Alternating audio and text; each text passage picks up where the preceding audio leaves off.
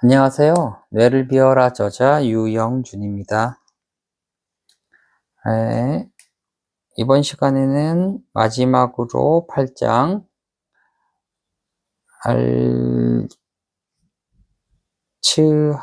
알츠하이머 치매에 대한 새로운 시각, 에센스 테라피. 자, 에센스 테라피 궁극적으로는 이제 앞의 내용들 다 포함해서 에센스 테라피를 설명하는 내용이 되는 거거든요. 여기서 이제 내용을 보시면 뇌에도 하수도가 있다고, 글림프 시스템과 수면, 치매. 글림프 시스템은 최근에, 그 전까지는 그렇게 막 그 TV 같은 데서나 유튜브 같은 데서 말씀하시는 분이 별로 없었는데, 뇌과학자분이 최근에 나와서 이제 글림프 시스템 이야기하는 분이 있었어요. 그래서 이제 좀 관심을 가질 수 있겠구나 라는 생각을 가졌습니다. 글림프 시스템이라는 것은 이제 뇌의 림프계라고 할 수 있는데요. 뇌 내의 노폐물 청소 시스템입니다. 림프와 신경 교세포의 합성어로 뇌 속의 노폐물을 제거하는 역할을 합니다.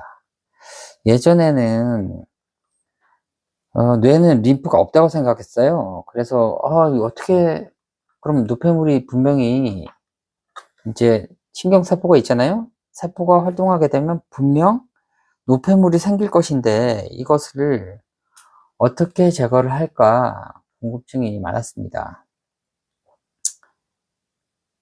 덴마크의 신경과학자 마이켄 네더가드 박사와 그녀의 연구팀에 의해서 발견됐는데요. 그러니까 글림프 시스템의 핵심은 이제 뇌척수액의 순환입니다. 뇌척수액, 뇌와 척수를 순환하는 액체를 말하죠. 뇌척수액은 하루에 한 500mg 정도 생성이 돼서 전체 양이 한 150mg 정도로 유지가 된다고 합니다. 그러니까 생기는 거는 500ml인데 그 안에는 150이 차 있다고 하면 어딘가로 없어지는 거겠죠? 생겼다 없어지고, 생겼다 없어지고. 뇌척수액은 기본적으로는 뇌를 이렇게 이제 아주 이제 저희가 풍선에다가 물을 넣어서 푹 불어가지고 이제 물을 꽉 채우면 빵빵해져서 묶죠? 묶으면 그래서 어딘가에 조그만 거품 하나 생기잖아요. 근데 뇌척수액은 뇌와 척수를 꽉 채우고 있어서 사실 빈틈이 없죠. 그러니까 뇌가 물 안에 떠 있는 이제 공처럼 이렇게 흔들림이 없어지는 거죠. 뇌를 충격에서부터 이제 보호하는 역할을 하고, 첫 번째. 두 번째는 이제 노폐물을 제거하고 배출하는 그런 역할을 하죠. 그래서 그런 관련된 내용들을 이렇게 쭉 써놨고요. 그래서 이 노폐물이 배출이 안 되고 뇌에 쌓이면 어떤 병이 생기냐, 알츠하이머나 파킨슨이 생긴다. 그래서 그러면 이 글림프 시스템은 언제 작동하냐? 글림프 시스템은 이제 깊은 잠에 빠졌을 때 작동을 하게 되거든요. 그래서 이제 평상시에 비해서 2배 이상의 노폐물을 제거할 수 있다고 합니다. 잠을 잘 자야 된다는 의미가 그래서 중요한 거죠. 수면이 중요한 이유는 바로 그것입니다. 우리가 자는 동안 뇌세포 간의 이제 공간이 확장이 되면서 뇌척수액의 순환이 원활해지고, 그때 글림프 시스템이 작동되면서 뇌를 깨끗하게 청소하고 다음날 맑은 정신으로 활동할 수 있다. 그렇게 되는 거죠. 그 다음은 이제 뇌 척수액에 관련된 내용이 나오는데요. 이제 생산, 흐름, 흡수 관련된 내용들이 좀 나옵니다. 근데 여기서 이제 우리가 짚고 넘어가야 할 것이 뇌 척수액의 생성 속도가 알츠하이머 치매 환자에게 이제 두드러진다는 것입니다.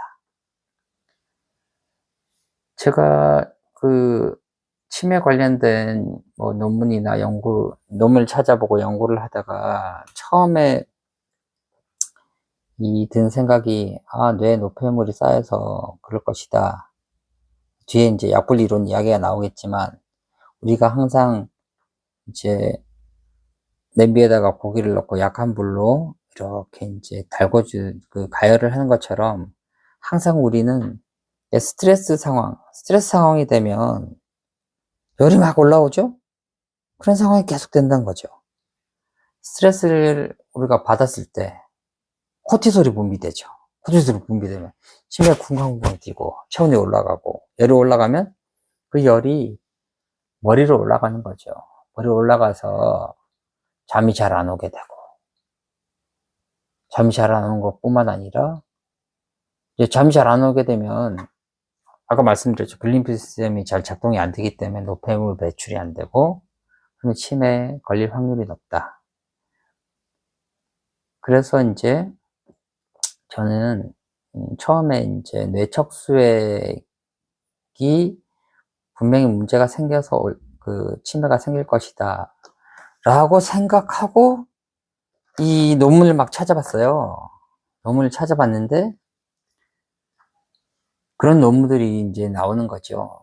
60세 이상의 알츠하이머 치매 환자에서 뇌척수액 생성 속도가 현저하게 감소된 것으로 발견되는 거죠. 그러면 이게 이제 치매 환자뿐만 아니라 이제 나이가 들면 뇌 실질 자체가 쭈그러들죠. 이제 오래 둔 호두처럼 쭈글쭈글해져서 줄어드는데, 그것뿐만 아니라 이제 청소를 해주는 뇌척수액도 줄어드는 거죠.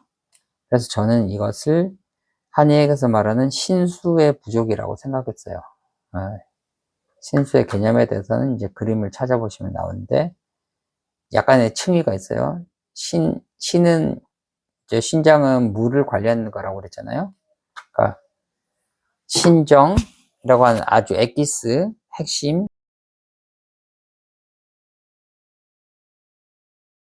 그 다음에 신수, 신음, 큰 범위에서 신음이라고 하는 부분들까지 이제 도식적으로 표시를 해놨어요. 그래서 이제 노화에 따른 뇌척수액 감소에 관련된 논문들을 많이 찾아놨습니다. 이런 관련 자료들을 한번 읽어보시고요. 그래서 이제 핵심적으로 글림프 시스템 작동과 뇌척수액 관련해서 한의학적 방법으로는 우리가 어떻게 할 수 있을까? 자, 자시 이전. 자시는 밤 11시에서 1시 사이죠. 자시 이전에는 잠을 자야 밤은 이제 음이라고 생각하거든요. 음을 갈무리할 수 있다. 음혈을 손상시키지 않는다. 그러니까 이제 음혈에 문제가 생기면 피로, 면역자, 신경계 문제가 유발이 되거든요. 그래서 잠들기 1시간 전부터는 스마트폰을 손에서 내려놓고 그렇게 조용히 있으면 신부 체온이 떨어져야 잠이 잘 들게 됩니다. 그래서 그런 부분 강조해 놨고요. 그리고 이제 그 다음은 클로토 단백질이라는 단백질에 관련된 이야기들이 나옵니다. 얘가 참 특이한데 뇌와 신장에서 기능을 하고 장수 단백질이라고 알려져 있어요. 장수 단백질인데 이 클로토가 신장의 석회화를 막아준다는 거죠. 이제 나이가 들면 신장은 사고체에 혈관들이 많잖아요. 혈관들의 석회화가 진행이 되면 이제 심장에서 진행됐을 때 거기에 이제 찌꺼기들이 붙어서 죽상동맥경화, 같은 것들이 생겨서 이제 관상동맥이 잘못 뛰면 뭐가 되죠? 심근경색이 되죠? 신장에서는 석회화가 진행되면 이제 사구체가 걸러주질 못하는 거죠. 그래서 신장 기능이 저하가 되는 거예요. 여기서는 뭐 딱히 설명을 하지 않았지만 이 한의학에서는 그런 개념이 있습니다. 신생수, 신장이 골수를 만들어내고 뇌에 통하게 된다. 그래서 그 내용을 기반으로 해서 저 같은 경우에는 신장이랑 뇌랑 연결되어 있기 때문에 신장의 정을 길러주면 뇌가 충만해지겠지 라는 결론에 이르게 된 겁니다. 클로트 단백질은 장수와 노화 조절의 핵심 마스터 조절인자라고 현대 과학적으로는 밝혀져 있죠. 그것에 관련된 내용들이 쭉 나옵니다. 그 다음에는 봅시다. 네네. 그리고 이제 호르몬들, 뭐 여성 호르몬 에스트로겐이라든지 남성 호르몬 테스토스테론이라든지 그 다음에 이제 성장 호르몬 텔로미어 관련된 내용들이 멜라토닌이라든지 이런 것들이 쭉 나오거든요. 쭉 읽어보시고 이런 것들이 결국은 무엇과 관련이 있느냐? 그것이 결론적으로는 이제 한의학에서 말하는 신정과 관련돼 있다. 정을 길러서 뇌 건강은 물론 이제 신체 전반의 건강을 키워줘야 된다. 그리고 이제 마지막에 나오는 것이 에센스 컴플렉스라고 해서 제가 이제 연구해 온 이제 비법들을 공개하는 부분들이 나오고요. 그래서 백화사설초라든지 황금의 바이칼린 성분은 이제 타우 단백질의 과잉산화를 막아주거든요. 타우 단백질이란 것이 무엇이냐면 미세소관이라는 신경에 작은 관이 있는데 이 관에 미세소관의 골격을 이루어요. 골격을 이루는데 여기에 이제 인산들이 막 달라붙어요. 이렇게 녹이 슬듯이 막 달라붙으면 이게 무너져요. 그럼 신경세포가 와장창 무너지겠죠? 그러면 이제 인지기능 저하가 온다. 그래서 바이칼린이라는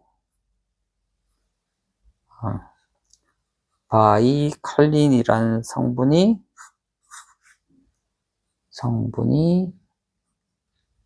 과인산화 방지한다는 거죠. 그런 내용들이 쭉 써있고 마지막으로 이제 약분리론 관련된 내용이 나오고요. 그래서 마지막에는 이제 에센스 테라피는 어떤 것이다 마지막으로 설명을 해주고 있습니다. 근데 이제 제가 영상을 찍다 보니까 이게 오디오만 자꾸 들어가고 뭐가 안 보여서 굉장히 사실 좀 불편하실 수도 있겠다. 그냥 글자 몇 개 쓰는 거 요것만 보여드렸는데 앞으로는 제가 카메라를 잘 쳐다보면서 찍을 수 있도록 그렇게 해보도록 하겠습니다. 오늘 컨텐츠까지 해서 제 책 뇌를 비워라, 부제는 에센스 테라피, 채우고 비우는 뇌 건강이라는 이 책에 대한 소개를 모두 마치기로 하고요. 관련해서 이제 세부 컨텐츠들을 다 이제 하나하나 만들어서 여러분과 공유하도록 하겠습니다. 그리고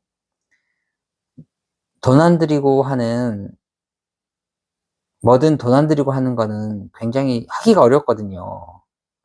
예를 들면 운동 같은 것도 이제 뭐 걷는다든지 뭐 산에 간다든지 이런 것들, 이 게으름이라는 이 첫 번째 장벽을 뚫지 못하면 그러니까 매일매일 할 수가 없는 거죠. 아니면 정해진 시간에 이제 뭐 내가 평일엔 좀 하기가 힘들다 그러면 주말이라도 토요일, 일요일 이렇게 이용해서 운동을 꾸준히 열심히 해야 되는데 사실 그것이 쉽지가 않습니다. 이제 공부도 똑같죠. 아이고 해야지 마음은 먹지만 항상 안 되는 거 공부하고 운동 그쵸? 그러니까 먹는 것도 이제 이런 거 먹으면 살찌는 것의 문제가 아니라 건강에 나빠지는데 건강에 나쁜 건 또 그렇게 또 입에서 땡겨요. 그러니까 하지 말아야 될 거 하고 해야 할 게 있으면 물론 이제 해야 할 것이 더 하기 싫은 경우가 많지만 하지 말아야 할 것을 또 안 하는 것도 엄청 힘들거든요. 그러니까 건강을 지키기 위해서는 이 나를 이기고 운동도 하고 절제된 식습관도 가지고 하시는 것이 중요하다고 할 수 있겠습니다. 여하간 들어주셔서 감사합니다. 다음 컨텐츠에서 뵙도록 할게요.